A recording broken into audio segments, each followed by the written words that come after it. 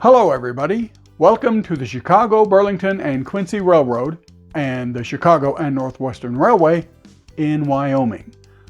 Today is December 3rd, 2024. This is layout update number 61. I'm Mark Pruitt, steam shop electrician. I'm sad to have to report that on November 17th, Dave Warnica, one of my channel patrons, and in fact, my very first channel patron, passed away. Dave was a kind and very generous gentleman. On 2 separate occasions, he even sent me some freight cars, most notably refrigerator cars, for use on my layout.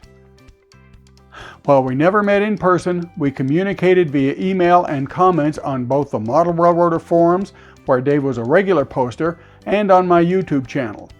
I consider Dave a friend and will miss his insights. My condolences to all his family and friends.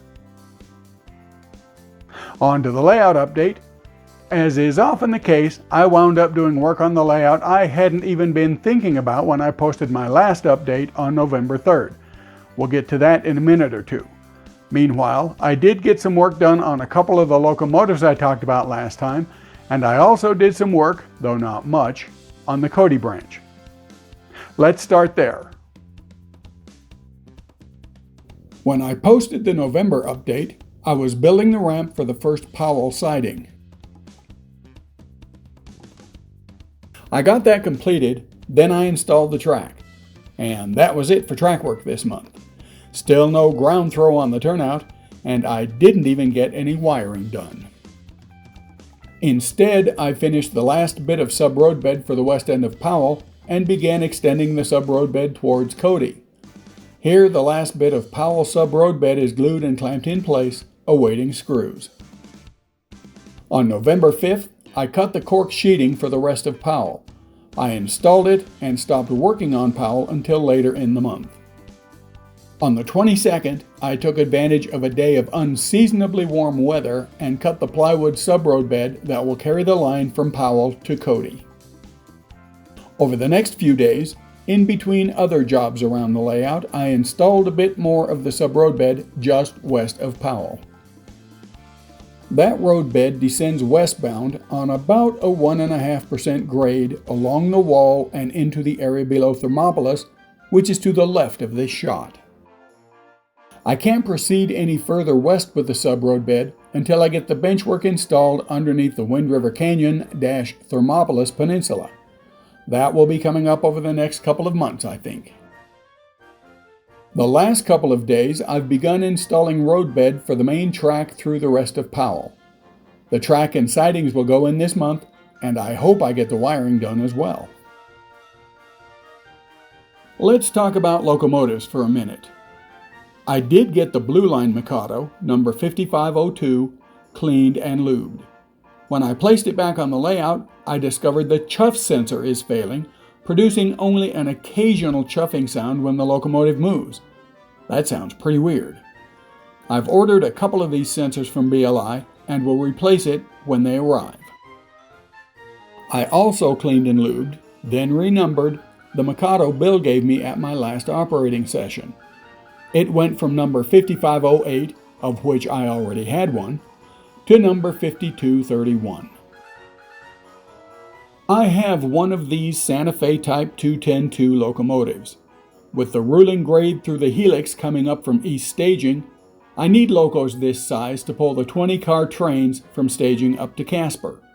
The Mikado can't quite handle that many cars. As it turned out, Bill had one he wanted to part with, so I eagerly took it off his hands. It's currently waiting in line to be renumbered and prepped for the layout. In mid-November, I picked this brass beauty up off eBay, a Burlington M2A 210-2. I'll convert this to DCC sometime in the next few months, then give it to a friend to paint. When this one is ready for service, I'll have enough heavy steam to handle all the trains coming up from east staging into Casper. I mentioned last month that this little train set power pack was not up to the task of powering the 18 occupancy detectors in staging. I took about an hour and replaced it with this old MRC power pack. This certainly has the capacity to power all those detectors. It took an hour to change out the packs because I had all of the wiring very neatly tied together with cable ties. I had to cut and discard all those cable ties and then reconnect everything back together with new ties. What a pain. After I reworked the whiteboard into the new job assignments board, I needed someplace to make notes on in-progress and upcoming tasks for the layout. I bought and mounted this smaller whiteboard for that use. Right now it lists all the locos that need work except the top two, which I just finished. Quite a list, isn't it? Now on to the biggest project of the month, and one that I just decided to tackle on the spur of the moment: ballasting the mainline from Casper to Powder River. I've been wanting to ballast the track towards Powder River ever since I did the initial scenery west of Casper a year ago, but I always wound up doing something else instead.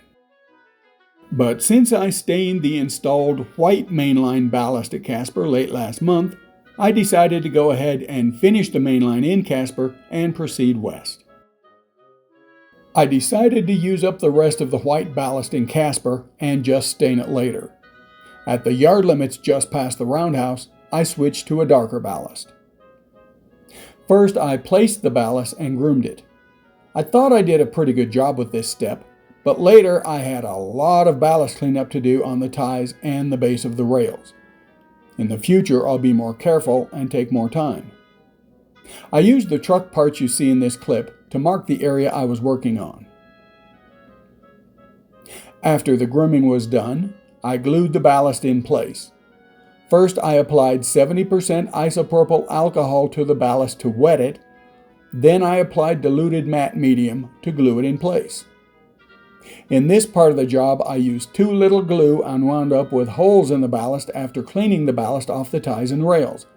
You'll see what happened with that in a minute. I was very careful when ballasting the Casper Yard turnout, partly out of view at the far left. I didn't want ballast interfering with operation of the turnout, and I also didn't want to glue the points in place. In this, at least, I was successful. Past the roundhouse, I switched to the darker ballast. I continued heading west, laying and grooming a foot or so of ballast at a time, then going back and gluing it down. Here's another clip showing the process for gluing down the ballast. I'd learned by this time that I needed to add more alcohol and glue to make sure the ballast was firmly affixed. Even so, I wound up with a few holes that I needed to refill later. I thought I had a clip of me cleaning off the excess ballast, but I guess not.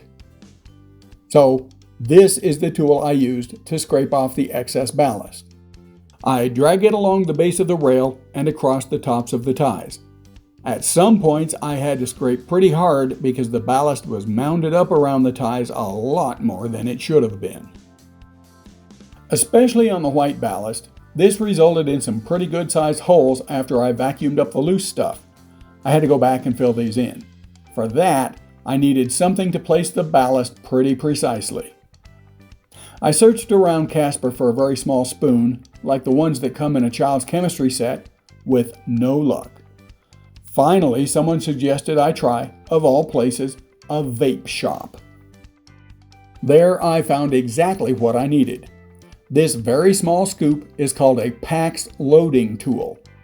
Apparently, it's used for loading vape cartridges, and from what I'm told, quite often with what you might call marijuana. Well, I don't know about that part, but this little scoop allowed me to place very small amounts of ballast precisely in all these holes I wound up with. These pieces of trucks marked where I had holes for repair. The darker areas are where the alcohol and glue aren't dry yet. I learned to groom the ballast better and use a lot more alcohol and glue in the future. That cleanup took hours and hours. I carried the ballast all the way to the Powder River siding switch, stopping just a few inches short. From this point, I have to do a bit more scenery work before continuing with the ballasting. Who knows when I'll get to that. Save for the addition of sagebrush, plus adding more barbed wire fence at the backdrop, scenery is finished in this short area between Casper and Powder River. One annoying little problem that's cropped up during operating sessions is that, while switching standard oil, some of the loading rack fill pipes swing out and catch on tank car domes as the cars roll by. So a couple weeks ago, I pulled the rack out and glued all the fill pipes in the stowed position. This picture is before I applied the glue. On the 21st and 22nd, on a whim, I had a lot of whims this month, I put together a two-part compilation of Runcam videos of the layout. Those were posted to YouTube. I'll put links to them in the description below. I'll post follow-on parts to this compilation as I take more Runcam videos in the future. And that, as they say, is that. I'm going to work on trackwork in Powell in December. I'll also spend some time tinkering with a few more locomotives, I hope. I want to whittle that long list down a bit. I don't know what else I might get to. I'm heading for New Jersey in a couple of weeks for a wedding, and between that and the holidays, time for the layout may be hard to come by. Don't forget the Cronkite segment coming next. Thanks for watching, everyone. Stay healthy, stay safe, and I'll see you next month. In the Cronkite segment last month, I talked about version 2 of the layout in 2004. This month, we get through the first 9 months of 2005. With the staging loop completed on Christmas Eve in 2004, work switched over to Laurel in early 2005. The station in this image may look familiar. It's the one that's being used as the temporary station in Hudson on the current layout. The month of February was occupied building the first staging yard control panel. I didn't know it at the time, but this panel would have to be completely rebuilt just a couple of years down the road. March and April saw the meager yard tracks at Laurel installed and the engine terminal laid out. Some preliminary work was also done in the hidden Minneapolis staging yard. The summer of 2005 saw completion of track work in the Minneapolis yard. Wiring of the yard was complete, and turnouts were all remotely powered. I was just beginning to see a need for occupancy detection for when this yard would be hidden from sight later on. The last 3 months of the year were spent in helix construction, but that's the story for the next episode of the Cronkite segment. And that's the way it was 19 years ago in 2005.